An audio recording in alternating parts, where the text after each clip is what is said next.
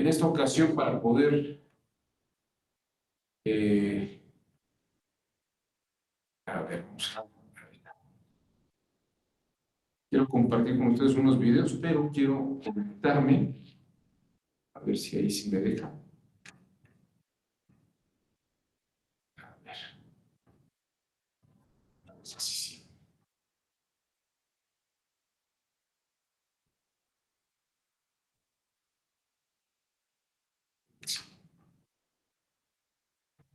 Hemos platicado en la primera parte, nuestra semana pasada, estuvimos hablando sobre, pues, prácticamente cómo era la idea de los derechos fundamentales, en tanto cómo los pensaba Aristóteles, cómo se pensaron en la Edad Media, esta idea de la Edad Moderna sobre que tenía que ver con la dignidad de la persona y han estado girando un poco en esa línea, sobre todo con la idea de que los derechos fundamentales son facultades implícitas en todas y cada uno de nosotros.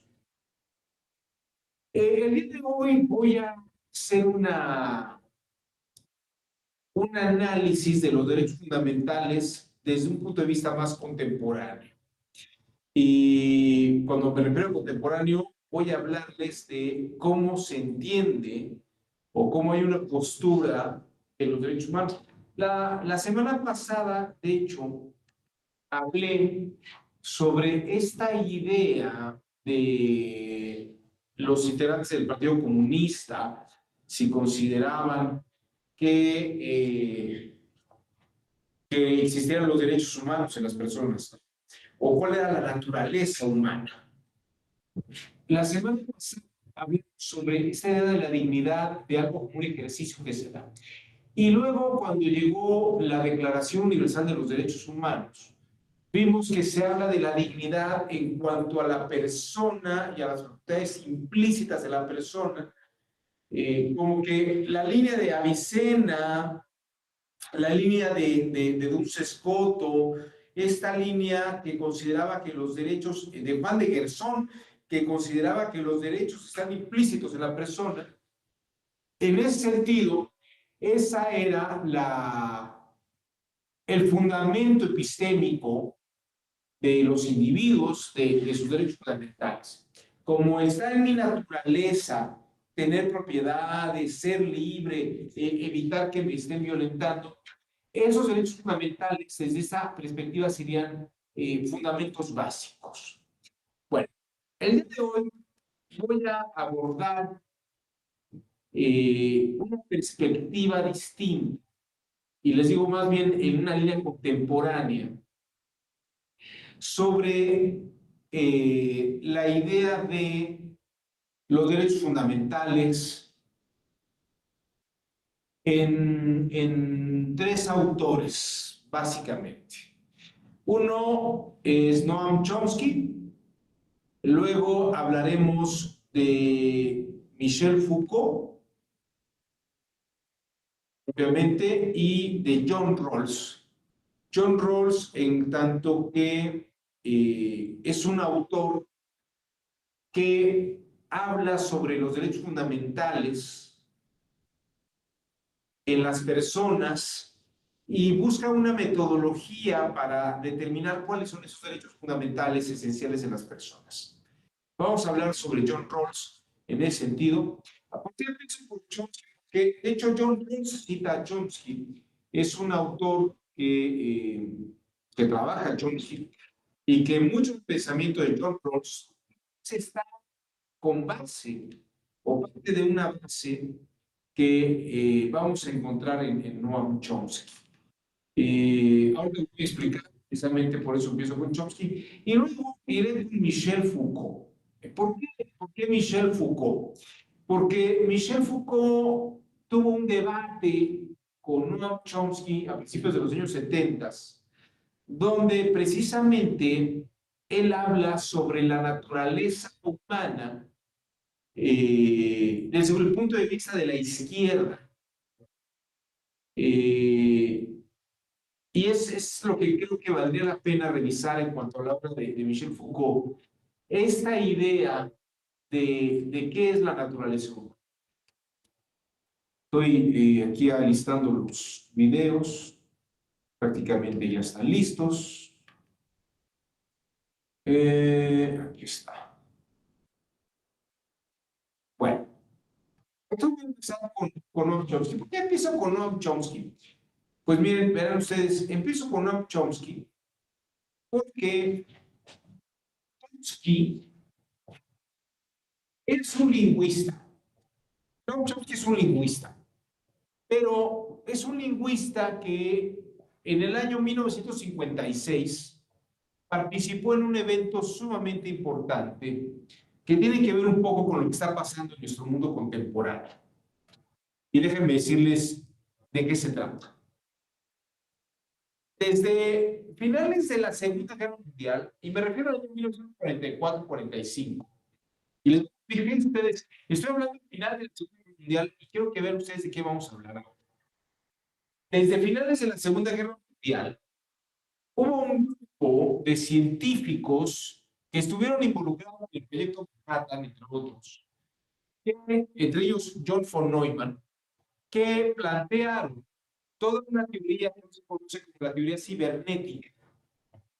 La teoría cibernética considera que la realidad en la que estamos viviendo en nuestra mente son diagramáticas como una computadora. Es decir, esto podría ser una matrix en realidad, pero todavía no se ha logrado comprobar esto al 100%.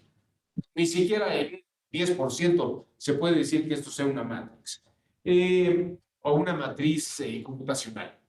En los años 40, en 46, 45, 44, este grupo de cibernéticos desarrollaron la idea de que la mente humana era como el de una computadora. Que la mente humana era como el de una computadora. Y con base en eso, con base en esa idea de que la mente humana era como una computadora, se pensaba que los seres humanos podían ser como máquinas.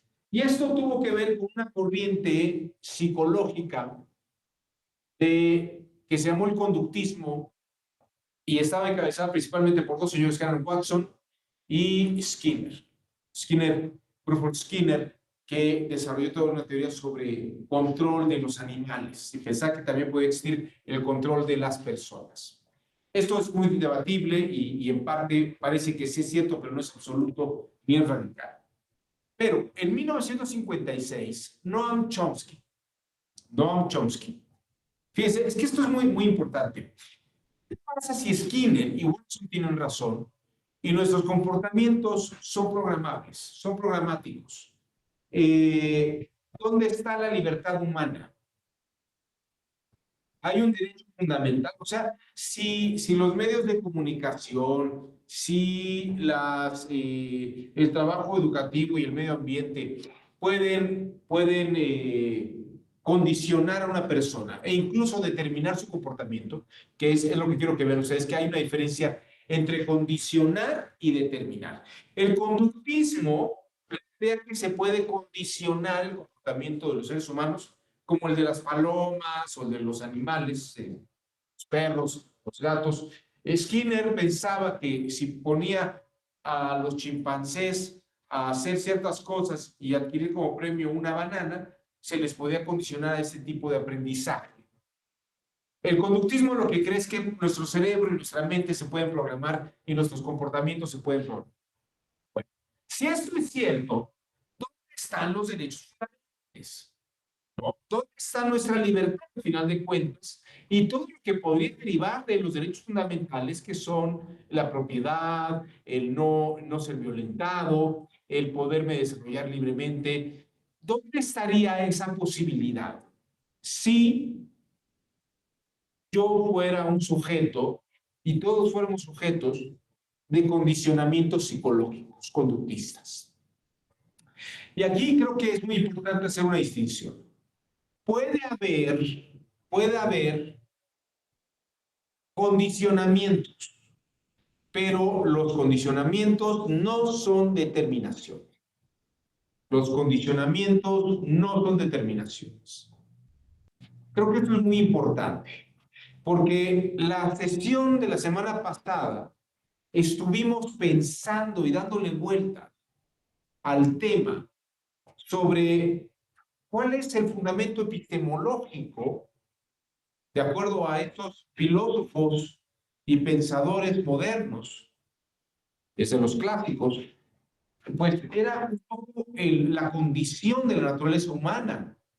Pero fíjense ustedes, si Tomás de Aquino, si Avicena, si Hugo Grosso tenía razón, yo tengo libertad de decidir y de comercializar, de viajar en los mares.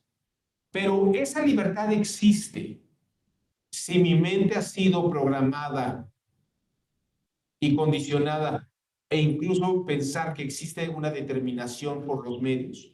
Y piensen ustedes, si Skinner tenía razón, si Watson tenía razón, existe el voto libre y soberano de los ciudadanos. ¿No será que a través de los medios de comunicación y como decía en la escuela de Frankfurt, algunos teóricos de la escuela de Frankfurt decían, en la medida que los medios te repiten, como decía Joseph Goebbels, te repiten eso 1000 veces, entonces es verdad. Decía, en realidad no lo decía Joseph Goebbels, era un psicólogo norteamericano que se apellidaba Dodds, que leyó los diarios de Joseph Goebbels y se aventó como los 10, el decálogo de la manipulación según Joseph Goebbels. Joseph Goebbels nunca escribió ni 5 ni 10 puntos sobre cómo manipular a la población. Eso no es cierto.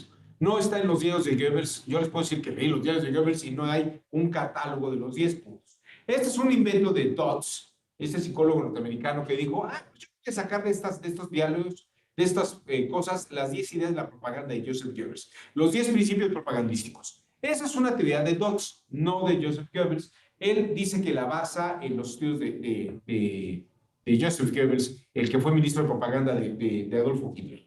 Pero bueno, esto es al punto al que voy. Si es posible programar la mente humana para que los sujetos se comporten en esa forma de visión determinada y condicionada, conductista, ¿dónde está la libertad humana? ¿Y dónde quedan los derechos humanos? Es decir, ¿qué estamos defendiendo? ¿Qué estamos defendiendo? Si estamos condicionados, ¿no? Bueno, en 1956, y aquí empecé toda esta percata, en 1956, Noam Chomsky, en un congreso en el MIT, me parece que fue el 11 y 12 de septiembre de 1956, junto con George Miller y otros autores, entre los que estaban Jerome Brunner, mostraron que nuestra mente y nuestra persona no están determinados por condicionamientos externos.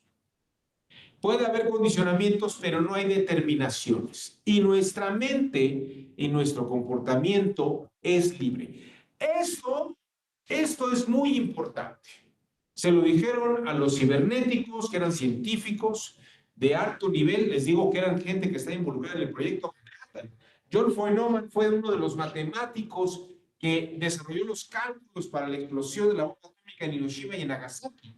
Entonces, Feynman, este otro físico brillante, en fin, hay una cantidad de estos científicos que giraban en torno a Oppenheimer y todo el proyecto. Y entre ese equipo de humanistas en el MIT, en el Instituto Tecnológico de Massachusetts, sostiene, nuestra mente no está limitada ni condicionada, sino que nuestra mente tiene una capacidad propositiva y es capaz de generar pensamiento nuevo y pensamiento creativo. Esto, déjenme decirles, y además puede tener un propósito. Esto nos distingue de las computadoras y nos distingue de la inteligencia artificial, tanto que se ha escuchado ahora de que la inteligencia artificial va a dejar sin empleo a muchas personas. Pero Hay que leer a Chomsky, hay que leer a George Miller, hay que revisar todo esto que pasó, porque esos señores en 1956 dijeron, eso no es posible y no va a pasar, ¿no? Salvo que sean trabajos muy mediocres, como el de recibir el trabajo de la petición de lo que quieren que les sirvan en el catálogo de comida de McDonald's y que les den la comida de McDonald's. Eso tal vez sí lo puede hacer la máquina, pero si estamos hablando de un trabajo donde hace falta criterio, trato personal, capacidad propositiva y creativa, ninguna máquina puede hacer eso. Por más mitos que se cuenten, no lo pueden hacer y hoy vamos a explicar esto, ¿no? Porque la epistemología de los datos fundamentales se basa en eso. Sí, fíjense ustedes, y esto tal vez es lo que puede aterrar y confundir a la gente. Si las computadoras, la inteligencia artificial, ¿no? Hacen cosas que hacen los humanos, ¿cuál es la diferencia entre un humano y una máquina? Podemos pensar, la máquina entonces también puede tener derechos fundamentales. Pero esto es lo que voy a explicar. Y aquí viene mi explicación sobre esta nueva forma de epistemología de los derechos fundamentales. No sé si hasta aquí se entiende la idea de lo que voy a tratar el día de hoy. ¿Se entiende? ¿Alguien tiene alguna duda, algún comentario? ¿No? Muy bien. Pues vamos. Patricia Gisela Cruz. Adelante, Patricia, escuchamos. Gracias, buenas noches a todos. Maestro, una pregunta. Usted comentaba ahorita del pensamiento creativo. Desde Sí. su punto de vista, ¿usted qué opina si nuestro pensamiento crítico debe ir siempre acompañado del pensamiento creativo y del pensamiento cuidadoso? ¿O es que pueden ir en diferentes partes o por diferentes direcciones o tienen que ir acompañados? Sí, gracias. Gracias a ti, Patricia. Mira, yo hasta donde entiendo, el pensamiento creativo y el pensamiento crítico son conjuntos, van juntos. Y te voy a decir por qué. Y ahorita te voy a mostrar qué es lo que dice Chomsky. La mente no es una función, es una serie de funciones, ¿no? Si tú me dices, ¿el cuerpo humano qué función tiene? Tiene una serie de funciones. El aparato respiratorio, el aparato circulatorio,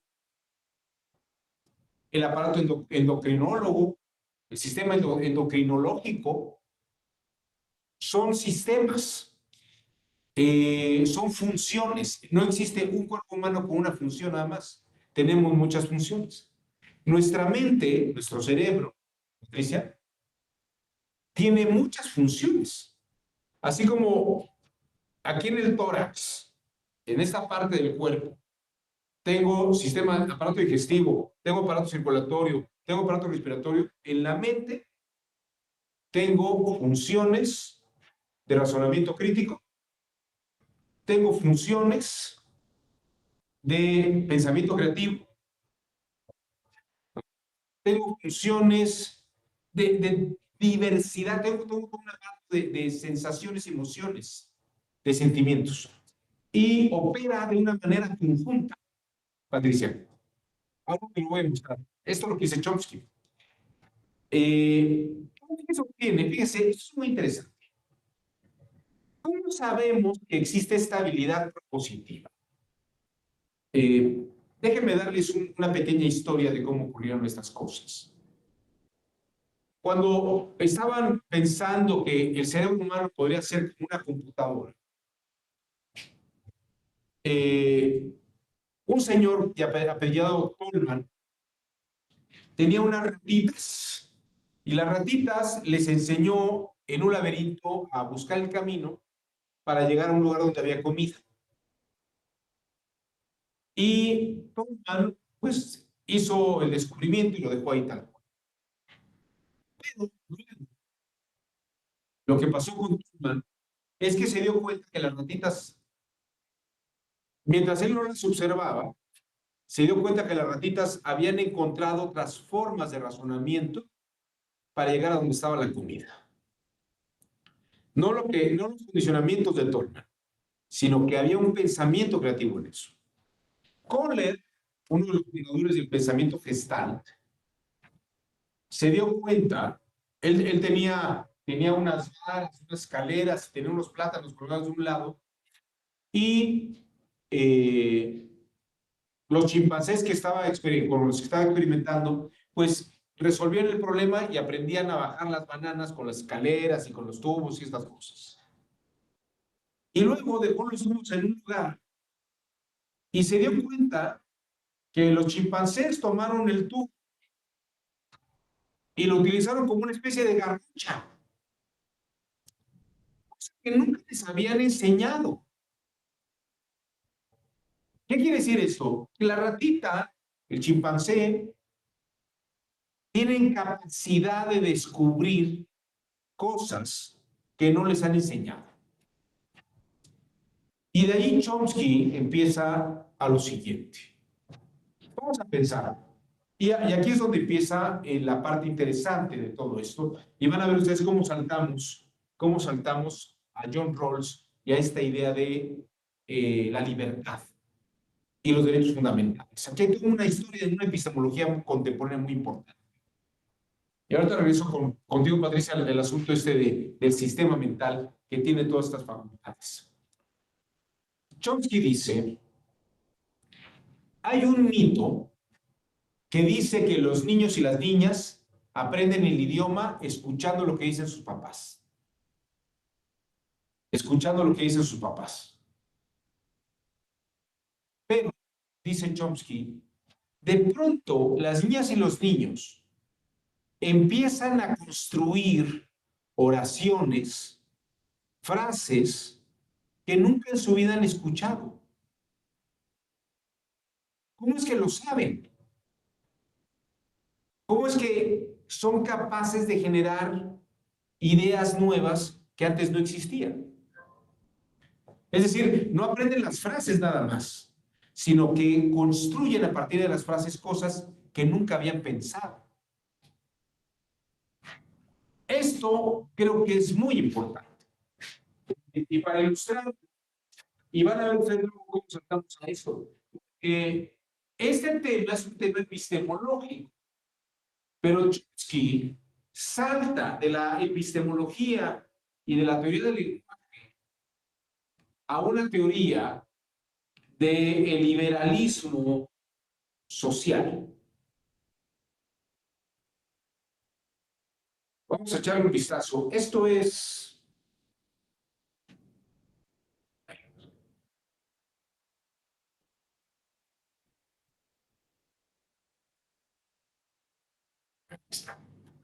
Es que no había entrado.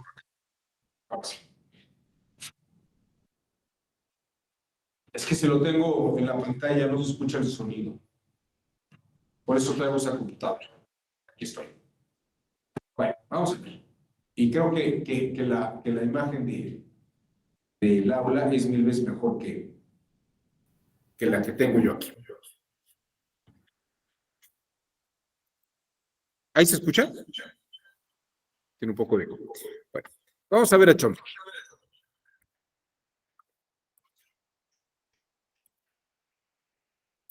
Bueno, se me va a plantear así.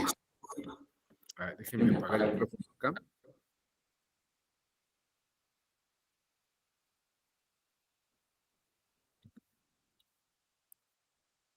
Me equivoco.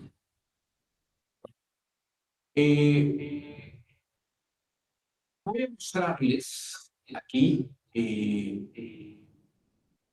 Esto es un video que Chomsky grabó en una entrevista con Brian McGee.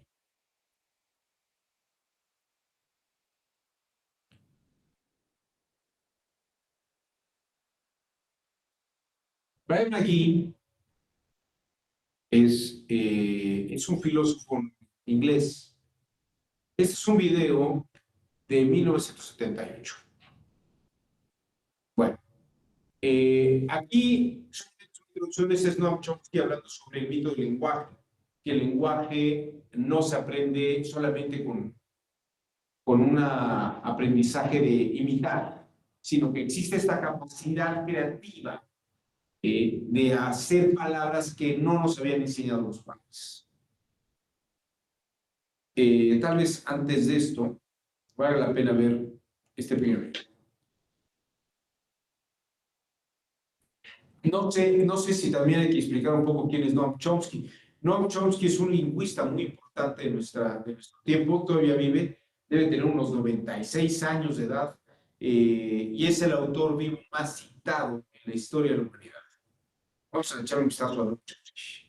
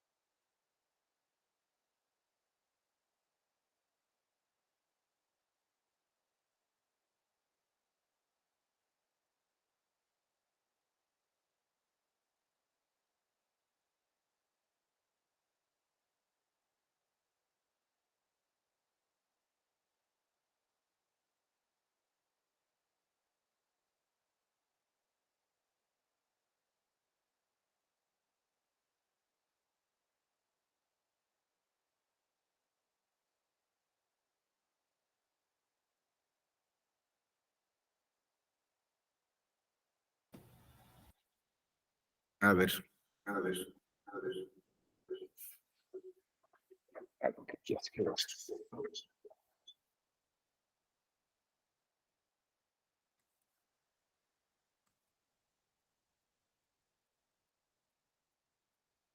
Ok, pero no estaba escuchando el audio.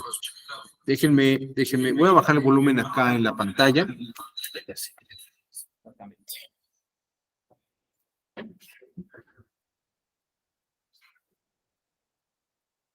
A ver, vamos a ver si, díganme si ahora sí se escucha.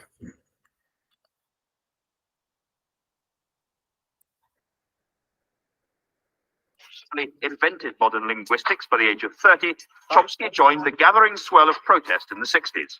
What it is, I'm Noam Chomsky. I'm on the faculty at MIT, and I've been getting more and more heavily involved in anti-war activities for the last few years. It's the imitation theory versus the innateness theory.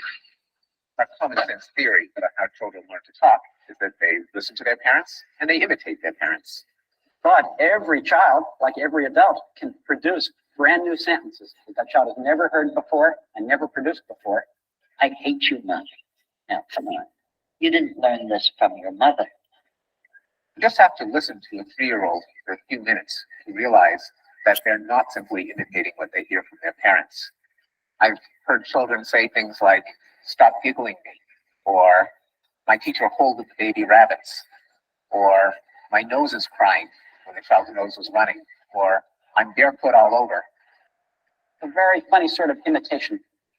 The first question was asked seriously about 50 years ago as to how we are capable of doing what we do all the time.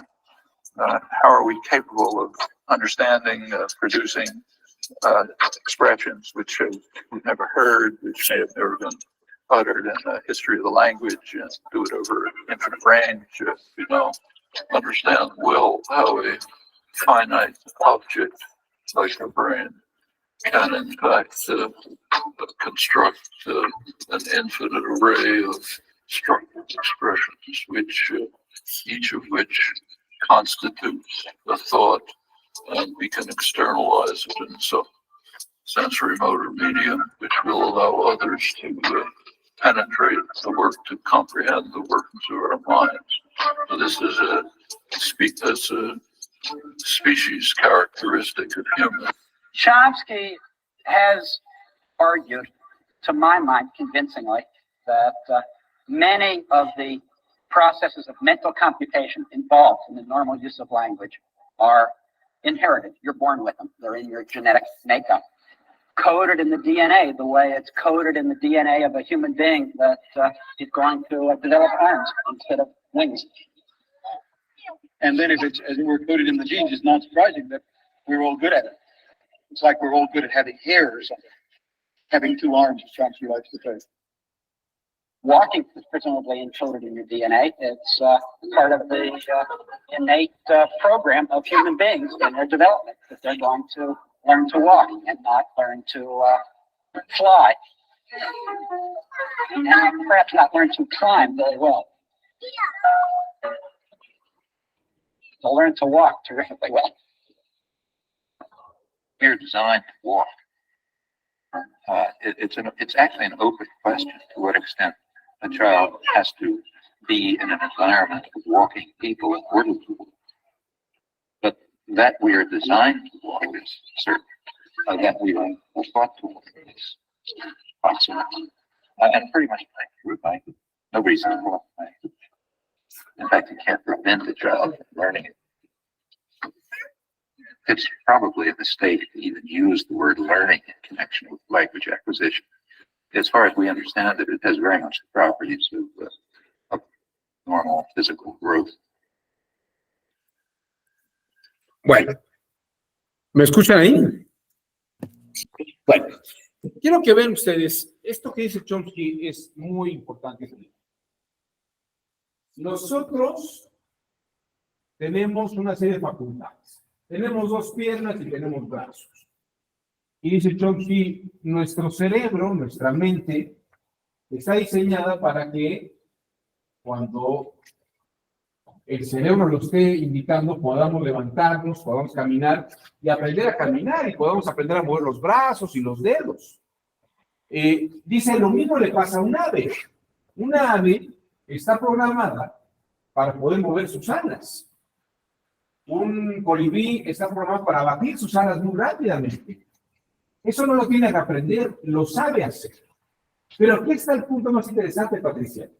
Dice Chomsky que nosotros por naturaleza podemos crear cosas que nuestra programación, estamos nosotros programados para crear, para analizar de una manera crítica, para poder desarrollar pensamiento creativo, para poder tener una expresión de razonamiento emotivo, cosa que una máquina no puede hacer. Nosotros estamos programados para darle una intención a las cosas que hacemos.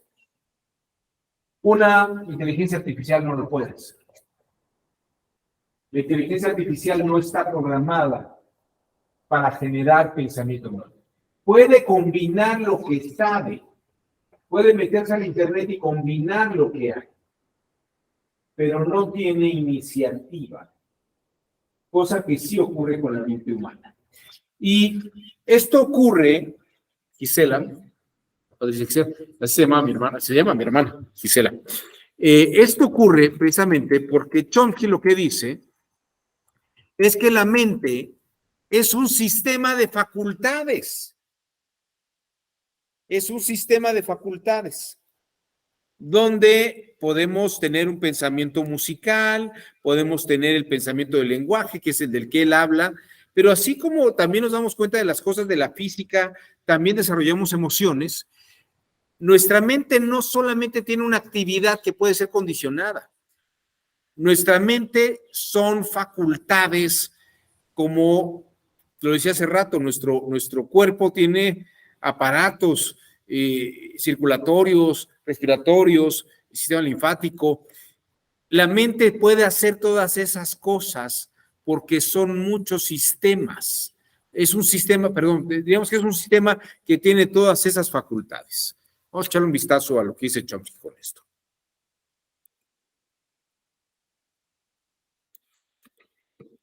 Well, not really. I mean, in fact, quite the contrary. My assumption is that the mind is not a uniform system, that it's a highly differentiated system. In fact, like the body, it's essentially a system of faculties or organs, and language is simply one of them.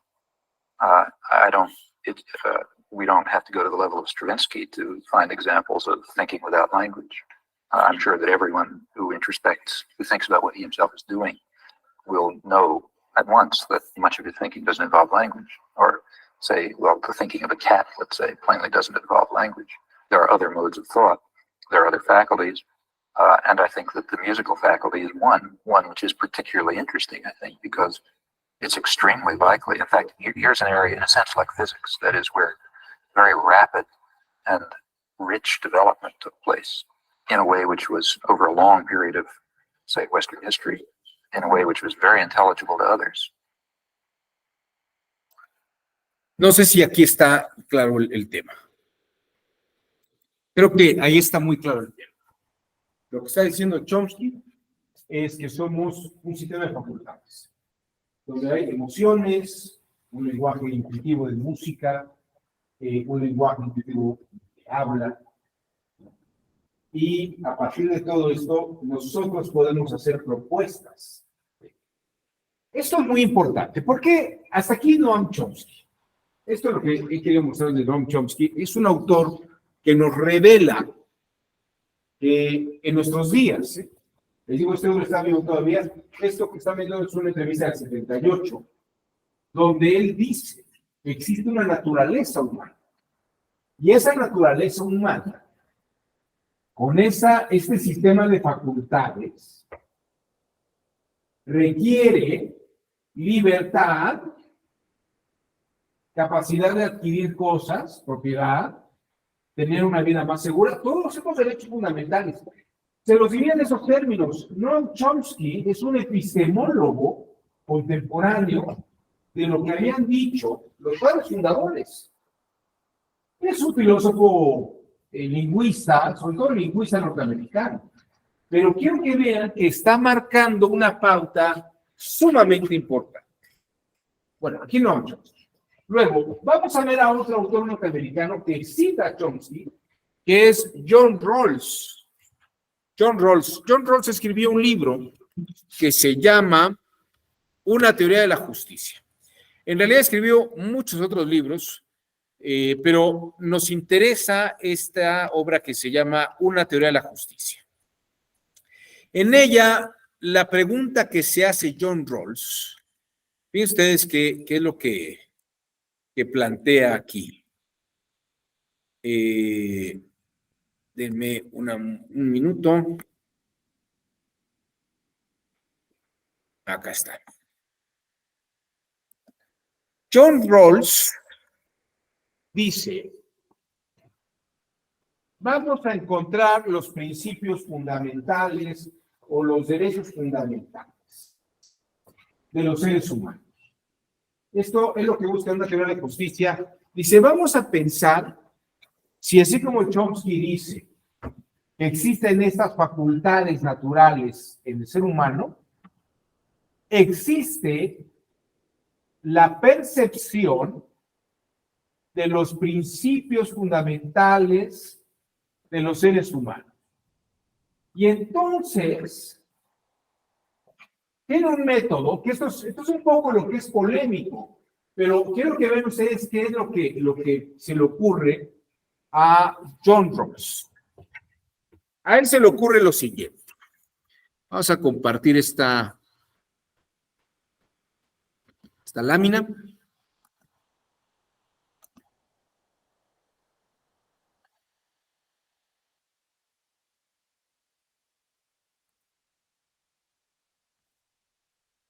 ¿Qué es lo que plantea John Rawls? John Rawls dice, ¿qué reglas deben de regir las estructuras sociales? ¿Cómo podemos encontrar los principios fundamentales? Y dice lo siguiente. Fíjense ustedes, y ahorita si bien platicamos sobre el método, pero dice, vamos a pensar lo siguiente. Vamos a pensar que reunimos a personas de diferentes niveles sociales, culturales, de diferentes razas. Piensen ustedes un poco en los Estados Unidos. Traigo afroamericanos, traigo asiáticos, traigo latinoamericanos, traigo anglosajones, y a todos los juntos traigo gente LGBT, grupos de necesidad de atención prioritaria, traigo grupos originarios, gente que son integrantes de pueblos originarios. Dice señor, vamos a pensar que traemos a toda esa gente que además tiene intereses políticos, intereses culturales y de interés sexual y de varias cosas, ¿no? Y entonces dice, vamos a meterlos en el Congreso de la Unión para que se pongan de acuerdo en cuáles son esos principios fundamentales. Y entonces dice John Rawls, pero vamos a agregarle un elemento más. Fíjense qué interesante. ¿Cuál es el elemento que le vamos a agregar? Dice John Rawls. Que a todos les va a dar amnesia. A todos les va a dar amnesia. Todos van a padecer lo que él llama el velo de la ignorancia. Y entonces, diríamos que de ese piso parejo, tienen que inferir y pensar entre todos y todas cuáles son los derechos y los principios fundamentales que deben de regir la estructura que los rija a todas ellas dos. Eso es bien importante. Fíjense, traemos una pluralidad de personas con creencias, idiosincrasias, intereses. Es decir, a la persona LGBT, buscando cuáles son los principios, se le va a olvidar que es LGBT. Al del pueblo originario se le va a olvidar que es del pueblo originario. A la señora de las lomas, así se llama una tiktokera, a la señora de las lomas se le va a olvidar que es señora de las lomas y va a estar también con el Noroña, que también va a estar allí, pero a Noroña se le va a olvidar que se llama Noroña y que eres miembro del Partido Trabajo. Entonces la señora de las lomas se le olvida que es la señora de las lomas y a Noroña se le olvida que él es Fernando Noroña, ¿no? Fernando Noroña, y tienen que estar juntos viendo cuáles son los principios que van a regir. Y aquí está John Rawls en la conexión con Chomsky, porque dice, si están los principios allí, tiene que ser algo que puedan todos inferir de una manera perfecta. Ahora bien, no existe un video de John Rawls explicando esto. No lo hay. Sin embargo, fíjense qué cosas tan curiosas. Ronald Dworkin, amigo de John Rawls y de Robert Nozick, ¿no? Y creo que conoció a Noam Chomsky. Ronald Dworkin. No lo puedo decir con seguridad, pero sí conoció gente muy cercana a Noam Chomsky. Está Ronald Dworkin. Ronald Dworkin, este hombre que tuvo esta polémica con Hart, en esta entrevista con Brian McGee también. Fíjense qué interesante estos programas ingleses de Brian McGee. Aquí Brian McGee le dice, bueno, explíquenos esta teoría de John Rawls, cómo funciona y para qué sirve, ¿no? Les digo, no está John Rawls, pero está Ronald Dworkin explicándolo de una manera que me parece que es muy buena. Is it possible for you to characterize comparatively briefly, I mean, within the context of a television discussion, what it is that Rawls is saying? Yes, I think for that purpose, it would be a good idea to take up two topics in the book. First is the topic of the method he suggests and employs, and the second, the conclusions he reaches. And I think it's useful to distinguish them because some people are impressed with the one and not the other. The method is arresting, it's intriguing. Rawls tells us that when we're concerned with questions of justice, what rules that could govern the basic structure of a society would be just, that we ought to think about those in the following way. We ought to tell ourselves a fairy story, for a start. We ought to imagine a Congress of men and women who don't belong to any particular society yet, who come together in a kind of constitutional convention. They're going to agree among themselves on a constitution, how their society is to be run. And they're like everybody else, these people. They have specific identities, specific weaknesses, specific strengths, specific interests. The only thing that makes them different is that they suffer from a total amnesia, the most crippling kind of amnesia. They don't know who they are. They don't know whether they're old or young, men or women, black or white, talented or stupid. In particular, this is very important, they don't know what their own individual moralities are. That is, they don't know, each one has some conception of what he wants his life to be like, what his preferences are in sexual morality and so forth, but no one knows what his views are in those questions. So it's as if, as in Rawls's phrase, they were separated from their own personalities by a veil of ignorance. Now, these amnesiacs nevertheless must agree on a political constitution. Rawls says if we ask ourselves what people in this strange situation would agree upon by way of a constitution, that the answer to that question will be, for that reason, principles of justice. But this is a somewhat far-fetched thing to ask people to assume, isn't it? Well, it's of course far-fetched to ask them to assume that it ever has happened or could happen. Yeah. It's a dramatic way of asking people to imagine themselves making choices in their own self-interest, but without knowing things which separate one person from another. And that's, of course, just a way of enforcing a certain conception of equality on political decisions. But for the moment, I think it's better not to leave behind the myth, because the myth has itself great power. Now, the question is, what would people in this situation agree upon? And that's the second question, namely, the second topic, namely, what conclusions does this method yield? These are two, and Rawls calls them the two principles of justice. They are principles, I should say, for a society with a certain measure of economic development, so that there's enough to feed everyone. Once you reach that point, says Rawls, people in the original position, as he calls this strange situation, would agree on the following two principles. First, everyone shall have, to the greatest degree possible, the basic liberties which Rawls enumerates. These basic liberties are the conventional political liberties, liberty to vote, liberty to speak on political matters, freedom of conscience. They also include freedom to hold personal property, to be protected in your person, not to be arrested suddenly and without due cause and so forth. The conventional, what you might call liberal liberties, are protected in this way.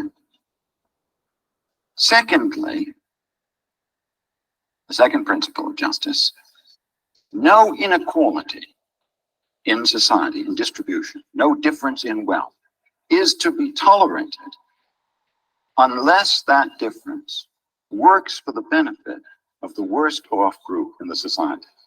It's a very dramatic principle, the second principle. It means that if you could change society by making it overall poorer, so the middle class, for instance, was substantially worse off, you should do so if the result of that is to benefit the lowest off group in the society. So you have two principles. The first is the principle that says there are certain liberties that must be protected. The second is the rather more egalitarian principle that says, look to the situation of the worst off group. Every change in the social structure should benefit that group. The two principles are related through what Rawls calls the principle of priority. He calls it a lexicographic ordering, and says that the first principle dominates over the second. What that means is that even if, for example, it would benefit the worst off group in the society to abridge political liberties, take away rights of free speech, even if that would benefit the worst off groups in society, you must not do it. Only when liberty has been protected to the full are you entitled to consider the economic questions raised by the second principle. When you do come to those economic considerations, you must benefit the worst off class, but you can't do that until everyone's liberty is sufficiently protected. Bueno, ahí está este otro aspecto esencial.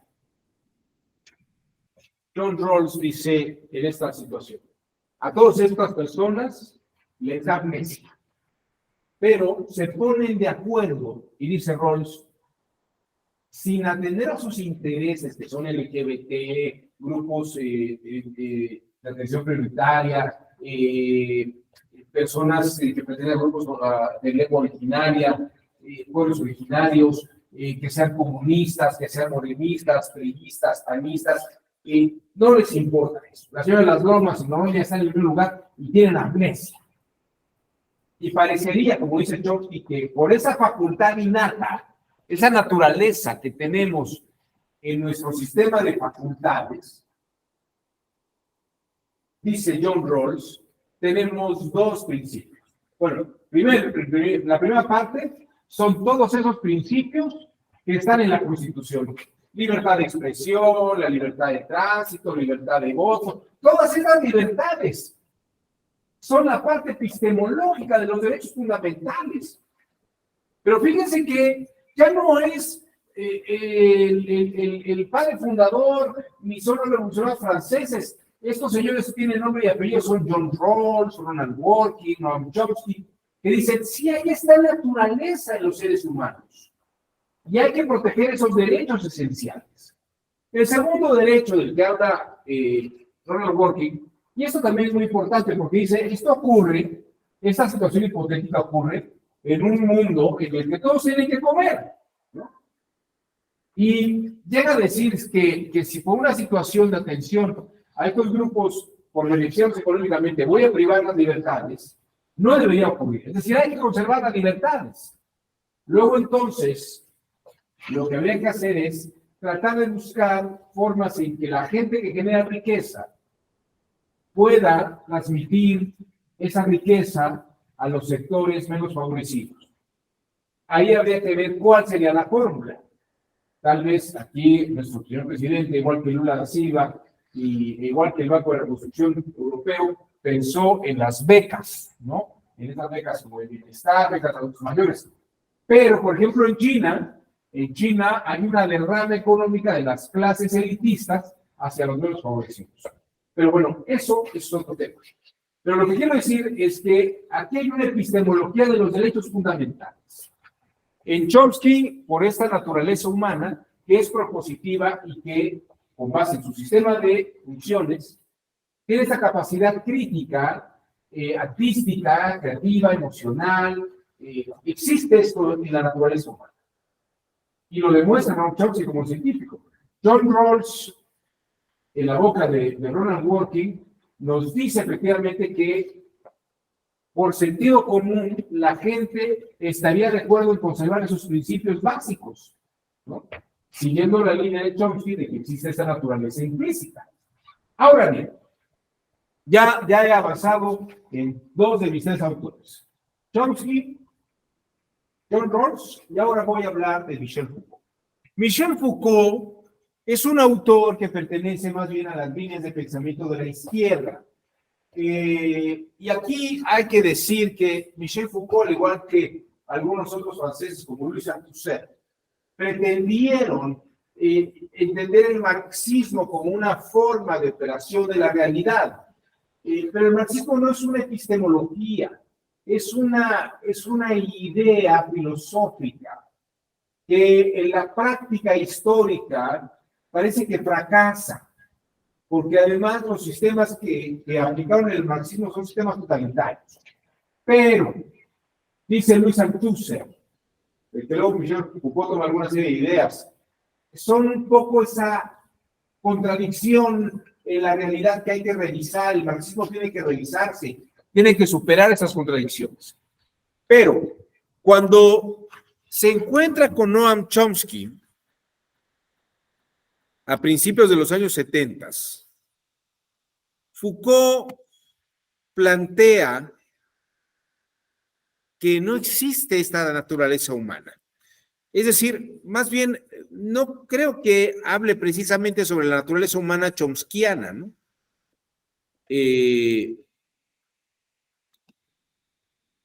Esta naturaleza chomskiana es algo que a Foucault no le termina de gustar mucho.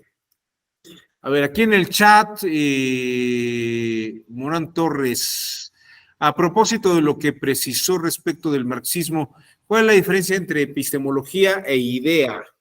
La epistemología, mi estimado Enoch Francisco, es todo un proceso de razonamiento. Es toda una construcción de pensamiento.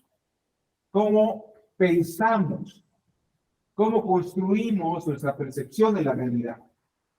Y una idea es una construcción. La epistemología revisa cómo aparece esa construcción. Yo te diría, la idea es como una fotografía o una película. Esa es la idea. Pero todo el aparato de producción que genera la película y todo el aparato de percepción visual, auditiva y la imaginación que interactúa con ver la película, mis emociones, eso es todo un sistema epistemológico. La epistemología estudia la construcción completa de lo que se percibe. La idea solamente es el objeto que se ve. No sé si con esto queda claro. Muy bien. Gracias, Enoch.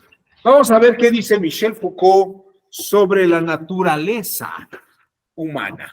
Y aquí habla un poco sobre déjenme, denme un segundo. Sobre esta idea de naturaleza. A ver.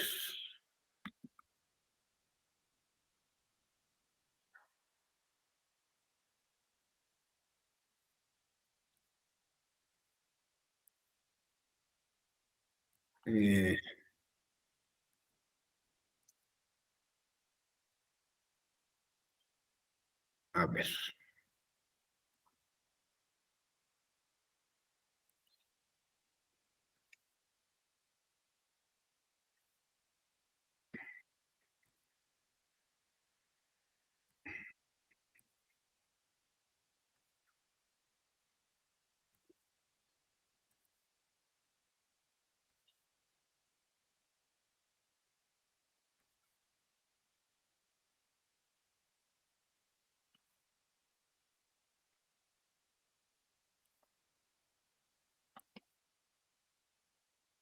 Me paraît.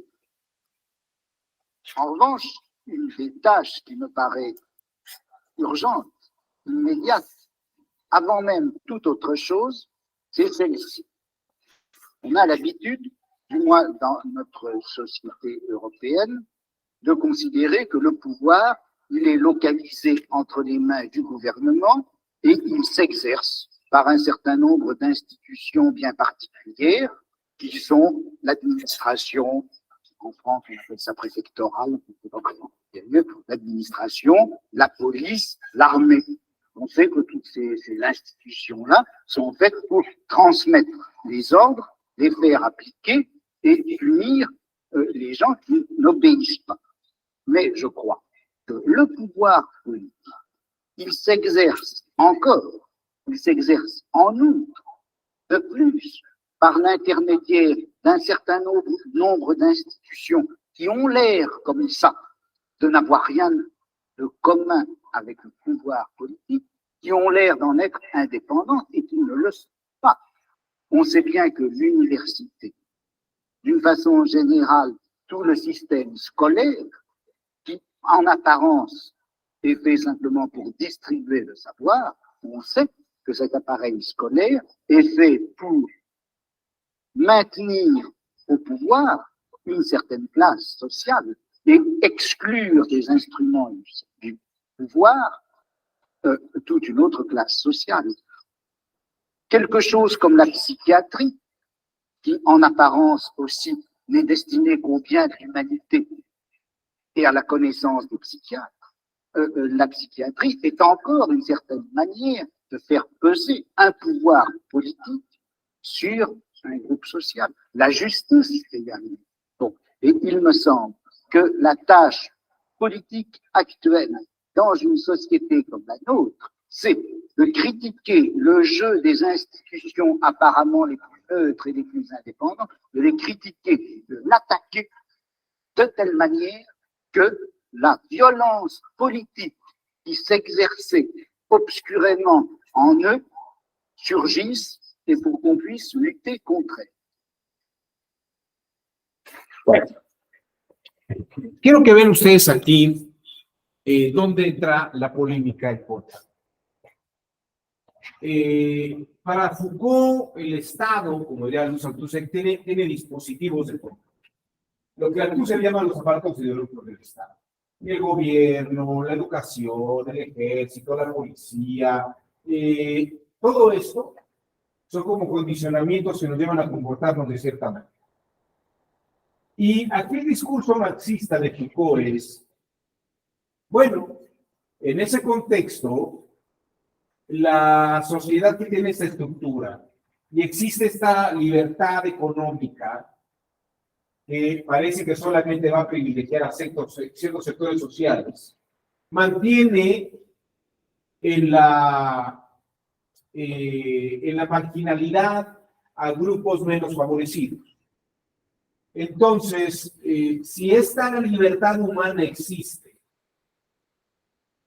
que luego lo que dice en otro momento, dice Marx diría que la libertad humana, dice Foucault y también cita a Mao Zedong y Lenin, dice la libertad humana, a final de cuentas, está marginando a los trabajadores.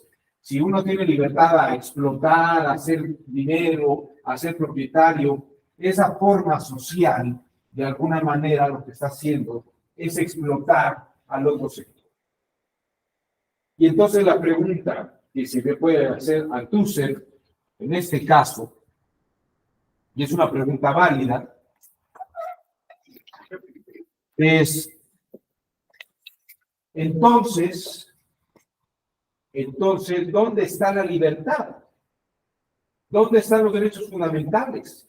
O sea, vamos a privar a los que pueden generar dinero, a los que pueden ser propietarios, que tienen mejores condiciones económicas, porque hay quienes no las están ejerciendo con la misma forma del rico. Entonces, bueno, esto incluso se lo planteaba Abraham Lincoln. Dice, ¿cómo quieres ayudar al pobre sancionando al rico? Es uno de los principios de Lincoln. ¿Cómo quieres ayudar al pobre si acabas con el rico? Si el rico es el que te puede dar dinero, tienes que buscar las formas de distribución del dinero. O ver cómo la empresa puede operar junto con el Estado y beneficiar a sus sectores. Y en ese sentido, John Rawls también está de acuerdo. Los que pueden generar dinero, que lo generen, pero tienen que hacer de alguna manera una especie de derrama o una aportación de apoyo a los sectores menos favorecidos. Esa sería como la idea del modelo. Porque si el marxismo se queda en el discurso, acabemos con el rico y las libertades fundamentales para apoyar al pobre, de facto, ni hay ricos ni hay pobres, porque las libertades no se pueden ejercer sin un desarrollo económico.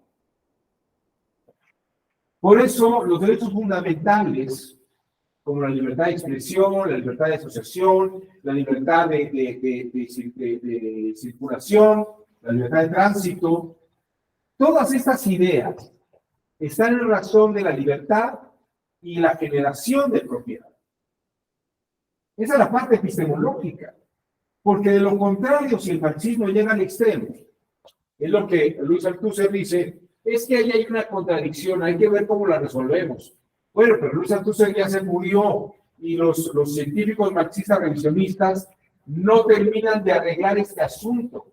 Están experimentando con cobrarle más impuestos a los ricos, ¿no? Y claro, ya no hay exenciones porque decían, es una trampa eso de que ellos pongan las guarderías, que ellos pongan los hospitales, no. Vamos a sacar ese dinero y se los vamos a dar nosotros a los pobres, ¿no? O a los sectores menos favorecidos. Pero el tema es que en ese sentido se ahoga el sistema económico. Le pasa a Brasil, nos va a pasar a nosotros, ya lo dijo López Obrador, para el 2025 viene un colapso económico, ya lo dijo. ¿Por qué? Porque el experimento no funciona. Necesitamos un desarrollo de economía capitalista. y que luego se pueda generar, pero sobre eso hablaremos en otra sesión. De hecho, hay una sesión sobre John Rawls y pensamiento crítico sobre la distribución de la economía. Ahí podemos platicar sobre eso. Pero quiero que vean ustedes que la naturaleza humana de la izquierda marxista, de Foucault y de Althusser, ahoga la economía y acaban diciendo, bueno, es que hay una contradicción que tenemos que ver cómo la resolvemos. Pues es una paradoja que no tiene una respuesta. Con esto, lo que he querido mostrarles es que hay una epistemología contemporánea,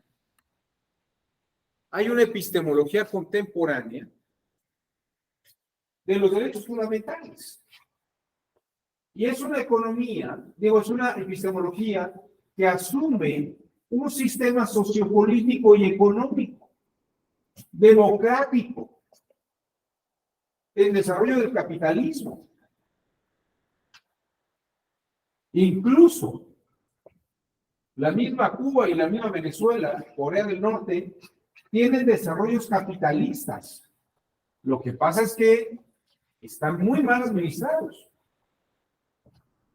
Y esto colapsa el sistema. Bueno, hasta aquí la exposición de estos tres autores, que son, me parece, tres ejes distintos, pero fundamentales, dos de ellos complementarios, pero que muestran cuál es la línea de pensamiento de los fundamentos epistemológicos de los derechos fundamentales en nuestra actualidad.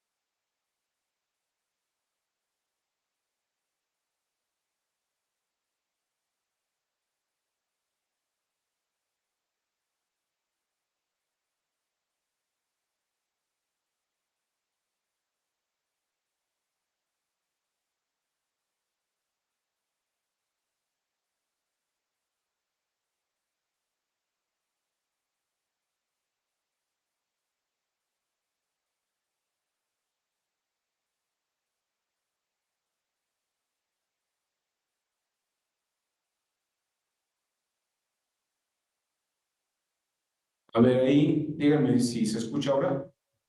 Ya. Perdónenme. Les decía que hasta aquí la exposición mía, pero quisiera ver si hay comentarios, quejas, dudas. No sé, Gisela, ¿qué impresión te dio esto después de todo lo que hemos visto sobre las facultades mentales? ¿Qué son los sistemas de facultades de la mente? ¿Habías oído hablar de esa teoría? Sí, bueno, lo que me llama la atención es esta parte donde se preguntan, bueno, si realmente tenemos una naturaleza, ¿no? Por llamarla así, o es que hay tantas naturalezas como seres humanos, porque en especial me pregunto por la libertad, ¿no? Que es la primordial. ¿Qué tan naturales en nosotros, pues, las libertades, ¿no? Porque creo que muchas de las veces no solo cedemos, sino que somos muy permisivos, ¿no? Con tal de, a veces, ¿no? Se dice el progreso, la economía, en fin, y siempre necesitamos como un reconocimiento de esas libertades, no solo por el Estado, ¿no?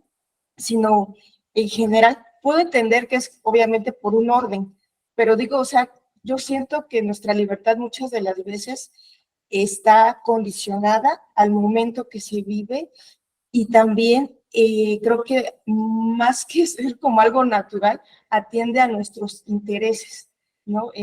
Pero me quedo mucho pensando en esto, que realmente cuál es nuestra naturaleza humana. Gracias. Gracias a ti, Patricia. Lo que dice Chomsky es que nuestra naturaleza nuestro sistema, nuestra determinación es esa capacidad creativa. O sea, nuestra naturaleza, fíjate qué interesante, nuestra naturaleza, lo que nos determina y para lo que estamos programados es para no quedarnos estáticos en un punto y en un sistema. Por eso es que se ha dado el progreso en la humanidad y se ha dado la alternancia y la diversidad de formas.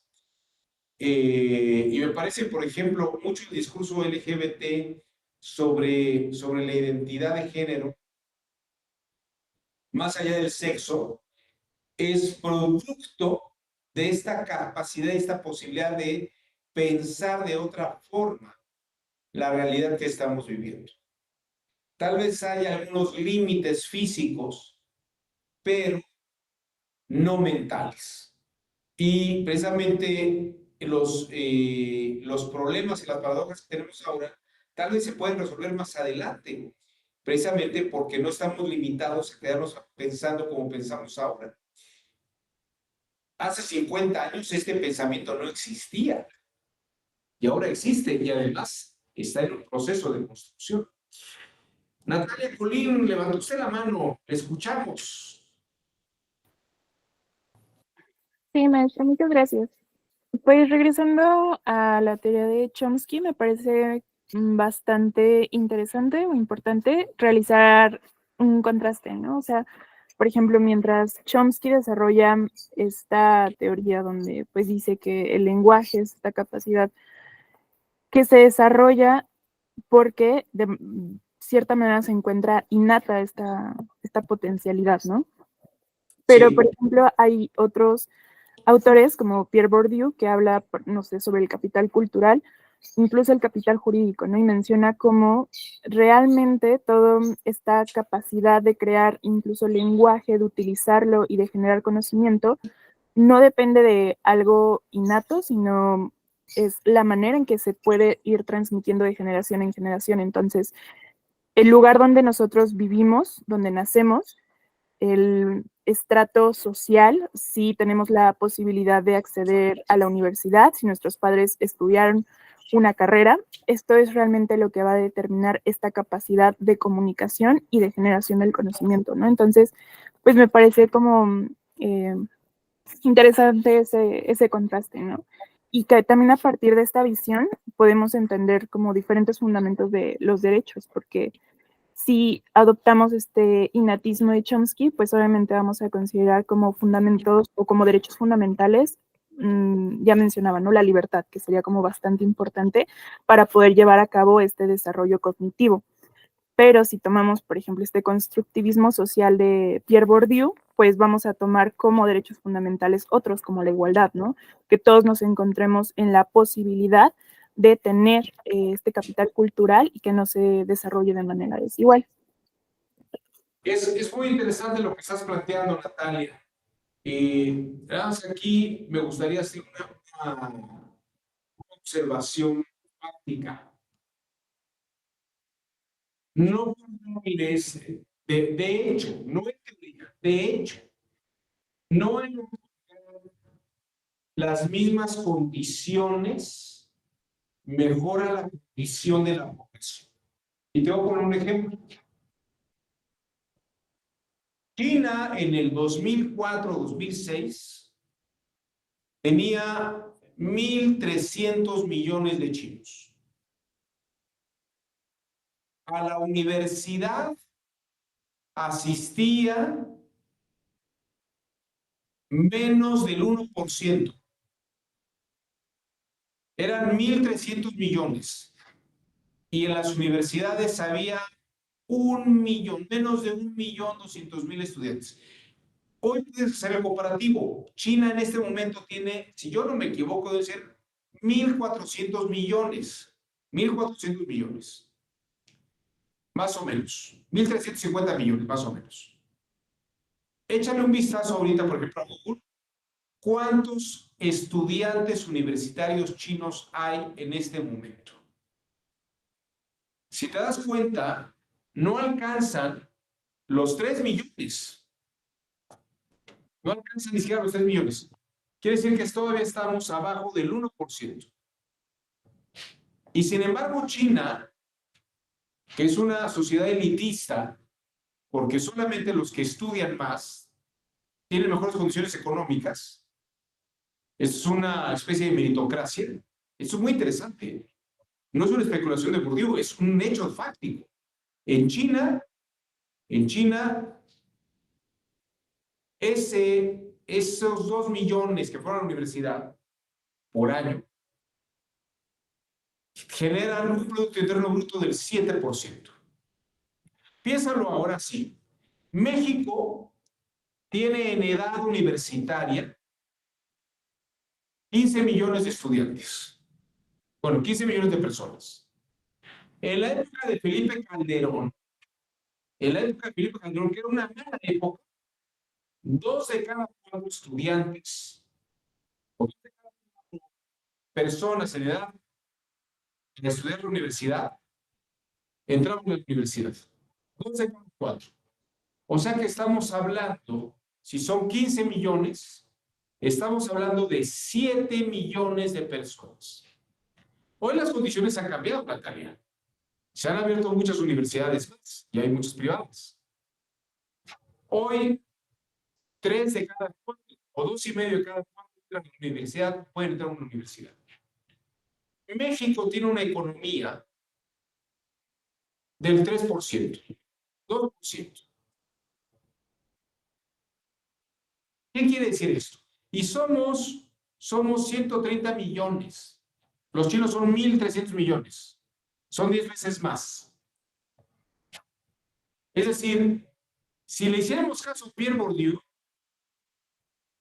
tenemos mejores condiciones ahora sociales para que nuestros estudiantes generen condiciones que nos den 7% de Producto Interno Bruto. No lo estamos generando. ¿Por qué? Porque hay una meritocracia no cultural, no social. No es el entorno social, sino que el chino, diríamos, ahora sí que culturalmente, tiene todas las condiciones, igual que el mexicano, pero tiene condiciones más adversas, porque le dicen, solamente hay tantas plazas en las universidades y son para alumnos de excelencia. Te voy a contar una experiencia, Natalia, que a mí me tocó verla. Yo creo que una fortuna muy bonita en el 2004, 2006. Tuve la oportunidad de viajar a China con un grupo de investigadores y estábamos en una escuela secundaria. Sonó el timbre. Ni un niño ni una niña salió al recreo. Y le preguntamos a una persona que venía conmigo y yo, ¿por qué no salen al recreo? Dice, no, es que tengo que estudiar, nos decían. Hablaban inglés muy bien. Y les decíamos, bueno, pero ¿no quieres salir a tomar un poco de aire, al baño? No, si tengo que ir al baño voy, pero no tengo ganas de ir al baño ahora y no voy a tomar el aire. ¿No quieres salir a jugar un partido de fútbol con tus amigos? No, yo tengo 1 hora para jugar fútbol con mis amigos. ¿Por qué no sales? Me dice, mire, señor, si yo salgo ahorita, la siguiente clase, mis compañeros que sí se quedan aquí van a estudiar mejor que yo la clase siguiente. Y si eso ocurre, a mí me están quitando posibilidades de entrar en una universidad en el futuro. Yo tengo que mostrar que soy un alumno de excelencia. ¿Qué es el timbre? No terminó por Estados Unidos y los alumnos salen y ni aprenden nada.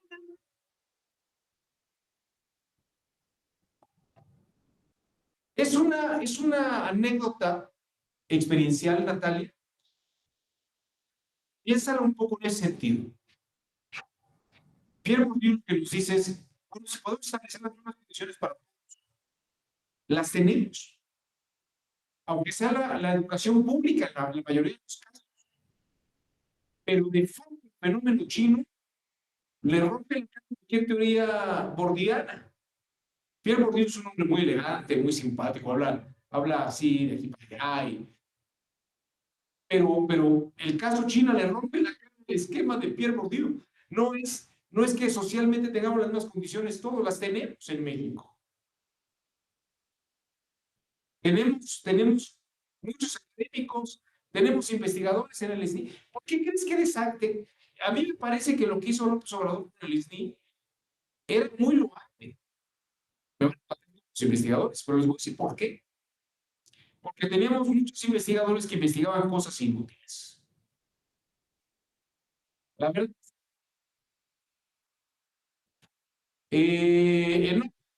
Desde esta perspectiva, en el ámbito del fundamento de los derechos humanos, es conciliar la noción de la dignidad humana de Kant y la libertad del poder que Foucault. Está muy elevada la pregunta, mi querido Enoch. Pero mira, te diría que sí. En ese sentido, la libertad encuentra un... Hay una que funciona muy bien, teóricamente, pero en la práctica no. Y te voy a decir nada más, piensen ustedes una última cosa que les voy a decir. Nunca en la historia de la humanidad hubo tanta prosperidad para muy ricos y para muy pobres como las que estamos viviendo en esta época. Vivimos en la utopía. A mí me encanta decir esto. Vivimos en la utopía. Gracias a ti, Enoch Francisco. Los más pobres en un país como este, si compraban medicinas, pues fíjese, niños con cáncer tenían acceso a las quimioterapias. No las han tenido. No sé por qué, no entiendo. Prefiero no enfrascarme en la idea. Seguro hay una operación mal hecha. Pero no fue a propósito. Estoy seguro que ni al más cruel de los crueles se le ocurriría haberlo hecho a propósito.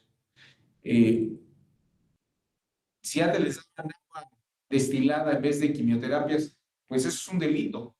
Pero hubo una época en este mundo, en este país, donde los niños con cáncer tenían medicamento, uno podía ir al Seguro Social y tenía medicamentos. Eso en otra época no ocurría. No ocurría. Estamos viviendo en la utopía. Hoy la gente, menos del 10% de la población no tiene acceso a redes, al Internet. Y el Internet es la biblioteca más grande del universo humana conocida. Entonces, estamos en mejores condiciones que las que jamás nunca hubiéramos vivido.